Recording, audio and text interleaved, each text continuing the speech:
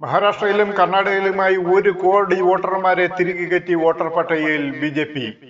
മഹാരാഷ്ട്രയിൽ 5 മണിക്ക് ശേഷം പോളിംഗ് ശതമാനം അവിശ്വസനീയമാം വിധം കൂടിയെന്ന് രാഹുൽ. കർണാടകയിലെ ഒരു നിയോജക മണ്ഡലത്തിലെ ഉദാഹരണമായാണ് രാഹുൽ പറയുന്നത്.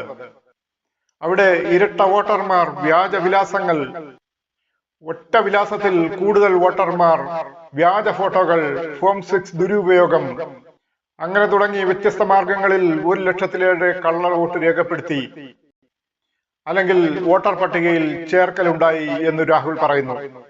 80ഓളം വോട്ടർമാർക്ക് കണ്ടെത്തിയത് ഒരേ വീടിന്റെ നമ്പർ. ഒരു ബ്രൂവറിയുടെ വിലാസത്തിൽ പോലും 68 വോട്ടർമാർ, 70 വയസ്സ് കടന്ന കന്നി വോട്ടർമാർ, 3 സംസ്ഥാനങ്ങളിൽ കൂടുതൽ വോട്ടർ ID ഉള്ളവർ തുടങ്ങി ക്രമക്കേടുകൾ വ്യത്യസ്ത തരമെന്ന് രാഹുൽ ഗാന്ധി തെളിവ് സഹിതം ആരോപിക്കുന്നു. നേരിട്ട് വന്ന് തെളിവ് തരൂ എന്ന് തെരഞ്ഞെടുപ്പ് കമ്മീഷൻ. വരാമെന്നേറ്റ് കോൺഗ്രസും രാഹുൽ ഗാന്ധിയും. തോറ്റവന്റെ നിരാശയെന്ന് BJP, രാഹുൽ രാജാവോ എന്ന് BJP വക്താവിന്റെ ചോദ്യവും. അപ്പോൾ ജനാധിപത്യ ഇന്ത്യ കബളിപ്പിക്കപ്പെട്ടതാണോ?